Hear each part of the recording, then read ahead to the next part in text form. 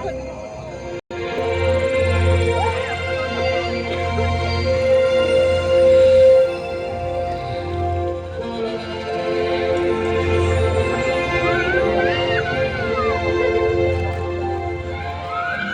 খেতে পোস্ত, এখন খাচ্ছ পাস্তা। আগে চড়তে হাতি, এখন ফ্লাইওভারের রাস্তা। বদলে যাচ্ছে, সিমও থাকছে, কলকাতার সিম। উঁচু থেকে সার্ভে করছি অনেক অনেক দিন। সেসব গল্প ভুলবো এবার। 1 2 3।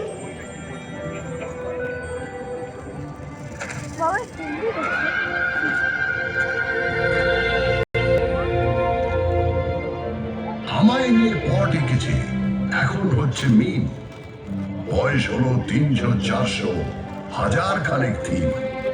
কি বলবে আর কি বলবে না, যদিও মেয়েটা ভালোই চেনা, তবু নিজেও ঘুরতে এলাম, দুজন মিলে টিম।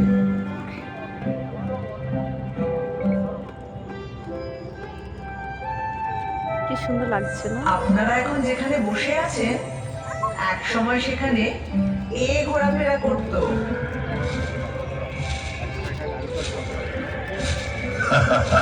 কোথায় জুরাসিক পার্ক আর কোথায় পার্ক স্ট্রিট।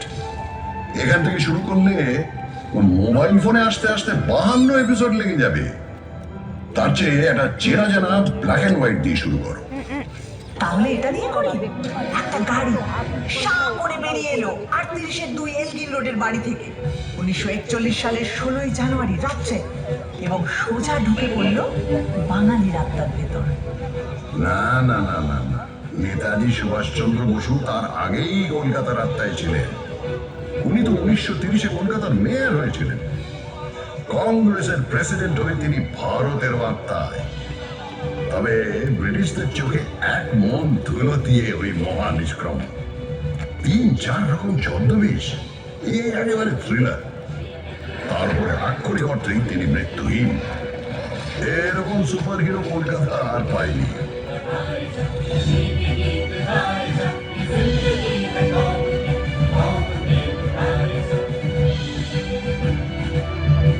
আচ্ছা, কলকাতার সবচেয়ে বড় ভিলেন কি? আমি একজনের কথা বলবো যার কোনো নামই নেই। নামই নেই মানে? 1989 সালে 6 মাস ধরে রাত্রে রাস্তায় শুয়ে থাকা 13 জন গৃহহীন মানুষকে পাথর দিয়ে খুন করে কেউ একজন। মিডিয়া তার নাম দেয় স্টোন ম্যান।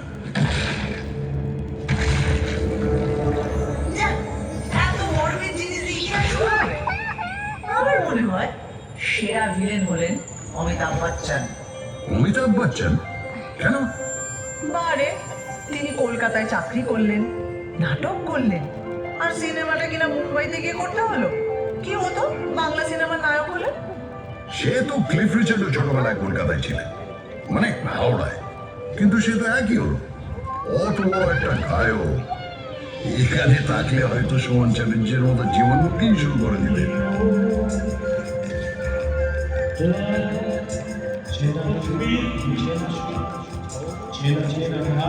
আর পেলে? পেলে কলকাতায় ছিলেন না? কিংবা লিওনেল মেসি? ফুটবল নিয়ে আর কি মারবে না বলে দিলাম। 1911 সালে আইএফএ শিল্ডের ফাইনালে 2-1 গোলে মোহনবাগান হারিয়ে দিল সাহেবটি বিসলি অফ শায়ার রেজিমেন্ট। ভাবা যায়, পরাধীন দেশে ইংরেজ টিমকে হারাচ্ছে একটা দল যার সকলে ভারতীয়। কলকাতার ইতিহাসে জল করছে সেই দিনটা। ওই সালেই কিন্তু ভারতের রাজধানী সরিয়ে নিয়ে যাওয়া হচ্ছে দিল্লিতে। তার আগে 139 বছর ধরে আমি ছিলাম রাজধানী। ব্রিটিশ ভারতের মোস্ট ইম্পর্টেন্ট শহর। আরে তাতে লজ্জার কি? এ তো গর্বের ব্যাপার। কলকাতায় তখন স্বাধীনতা আন্দোলনের এমন ঝাঁজ ব্রিটিশরা সইতে পারছিল না। তাই 1905-এ ঠিক করলো বাংলাকে দুভাগ করে দেওয়া হবে।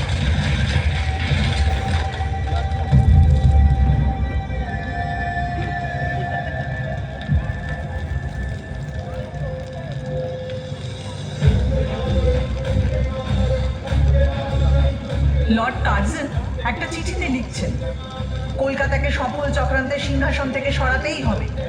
আরে সুরেন্দ্রনাথ ব্যানার্জির নেতৃত্বে এখানেই তো তৈরি হয়েছিল জাতীয়তাবাদী ইন্ডিয়ান অ্যাসোসিয়েশন, তারপর এখানেই হয়েছিল অল ইন্ডিয়া ন্যাশনাল কনফারেন্স, আর সেই থেকেই তো কংগ্রেস। সাথে কি ব্রিটিশরা সুরেন্দ্রনাথকে বলতো সারেন্ডার নট? বঙ্গভঙ্গ তো করেই উঠতে পারলো না সাহেবরা প্রতিবাদের জন্য। হ্যাঁ, আর বছর 6 পরে রেগে মেগে রাজধানীটাই বদলে দিল। এটাই তো প্রমাণিত হয় তুমি একটা সাংঘাতিক জাগ্রত শহর, প্রতিবাদের শহর, যাকে কিনা ব্যঙ্গ করে একদিন বলা হবে মিছিল নগরী, এমনকি মুমূর্ষ নগরী। আচ্ছা মুশকিল হলো, তোমাকে তো লোকে সিটি অফ জয়ও বলে। ব্রিটিশদের সময় তোমাকে বলা হতো the second city of British empire, মানে লন্ডনের পরেই। সে তো পয়সার জন্যে। এখান থেকে ব্রিটিশদের কি মুনাফা, রাজস্ব আদায়, পাট বিক্রি, কোটি কোটি টাকা। কি মুশকিল, কলকাতার নিন্দে করলে ক্ষেপে উঠবে, আর কলকাতার প্রশংসা করলে নিজে নিন্দে করতে শুরু করবে, মানে তর্ক লাগাও, তাই না? সে তর্কাতর্কি আমার রক্তে। ভারতে সেন্সরশিপের প্রথম আইন তৈরি হয়েছিল কেন জানো? 1872-এ গিরিশ ঘোষ যখন এই শহরেই তৈরি করলেন ন্যাশনাল থিয়েটার। প্রথম নাটকটাই হলো দীনবন্ধু মিত্রের নীল দর্পণ।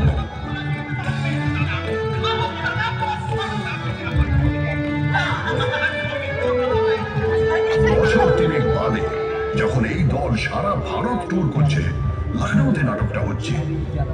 যে সিনটায় ভারতীয় রায়ত দেশে অত্যাচারী নীলকর সাহেবকে মারছে, তা দেখে দর্শকের মধ্যে থাকা ব্রিটিশ সৈন্যরা স্টেজে উঠে সব লন্ডভন্ড করে দিল। তারপরের বছর প্রিন্স অফ ওয়েলস কলকাতায় এসেছিলেন, তাকে অভ্যর্থনা করা নিয়ে ব্যঙ্গ নাটক। আবার অত্যাচারী পুলিশ কমিশনারকে নিয়ে সেটায়। ড্রামাটিক পারফরমেন্স অ্যাক্ট, সেন্সরের খাড়া। শোনো শোনো, যার সেন্স বেশি তার পেছনে সেন্সর লাগবে। এটা ভালো বলেছ। 1870-এ যখন জেমস হিকি এখান থেকে প্রকাশ করলেন ভারতের প্রথম খবরের কাগজ দ্য বেঙ্গল গেজেট, সেখানে তিনি লর্ড হেস্টিংসের স্ত্রী লেডি হেস্টিংসের কাজকর্ম নিয়ে অব্দি সাংঘাতিক নিন্দেমন্দ করে লেখা লিখতেন। আর এখনো লিটল ম্যাগাজিনেরা সমস্ত এস্টাবলিশমেন্টকে নিয়ে সেইভাবেই সমালোচনা করে। সারাদিন প্রতিবাদ, রাগ, অথরিটিকে ব্যঙ্গ, এইগুলোর পেটে গজগজ করে বলে কলকাতার লোকের লিভার খারাপ। মোটেই নয়, সব লিভার খারাপ নয়। এই হাওড়া ব্রিজ, সেটা তো ক্যান্টিলিভার, 1943 থেকে দাঁড়িয়ে আছে।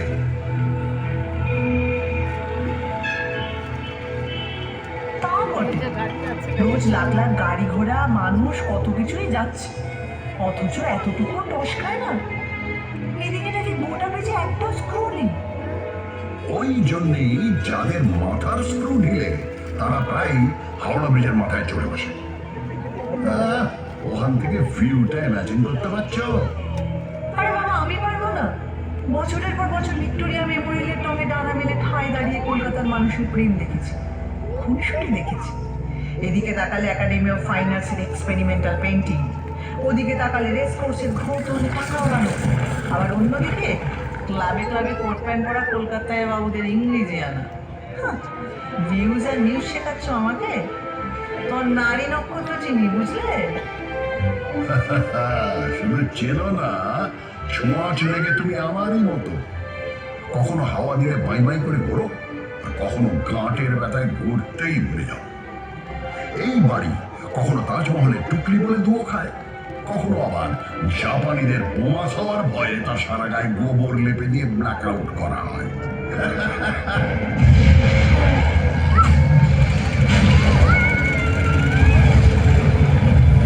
অত হাসির তো কিছু নেই, তোমার মুখে তো কঙ্কালের মোচ নেই বাবু। ওই দ্বিতীয় বিশ্বযুদ্ধের সময় যখন তোমার রাস্তায় শুয়ে খিদের জ্বালায় শয়ে শয়ে লোক মরেছে, আর অন্য লোকেরা তাদের ডিঙিয়ে নির্দ্বিধায় অফিস করেছে, আড্ডা মারতে গেছে, ফ্যান দাও ফ্যান দাও চিৎকার চাপা দিয়ে দরজা জানলা বন্ধ করে গ্রামাফোনের গান শুনেছে, তখন কোথায় ছিল তোমার প্রতিবাদী ফটো ফটো? দেখো, যা করার অনেকটাই করা হয়নি, কিন্তু পাড়ায় পাড়ায় লঙ্গরখানা খোলা হয়েছিল, সে তো ঠিক। আর দুর্ভিক্ষটা সরকার, রাজনীতিবিদ, আমলাদেরও তৈরি।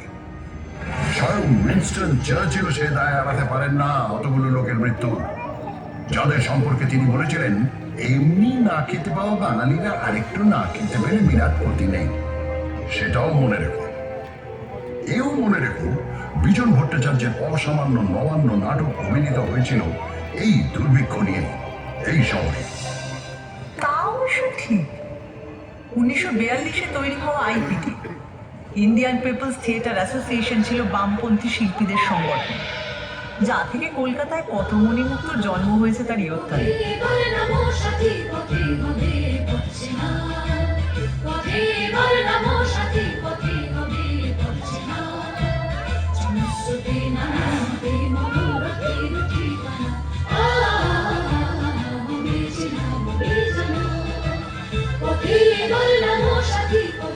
আচ্ছা, শুধু নবান্ন কেন, আরো অনেক অবিস্মরণীয় গান, নাটক, সিনেমা জন্মেছে এখান থেকে। আইপিটিআর তো ঝলমলে হিরে উৎপল দত্ত, সুচিত্রা মিত্র, জ্যোতিরিন্দ্র মৈত্র, দেবব্রত বিশ্বাস, সলিল চৌধুরী, তৃপ্তি মিত্র, ঋত্বিক ঘটক এবং এরই ভাবশিষ্য মৃণাল সেন।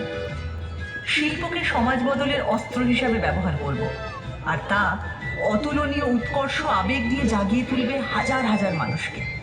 এই জাদু বিপ্লবের রথ হৈ হৈ করে চলেছিল অনেক দূর।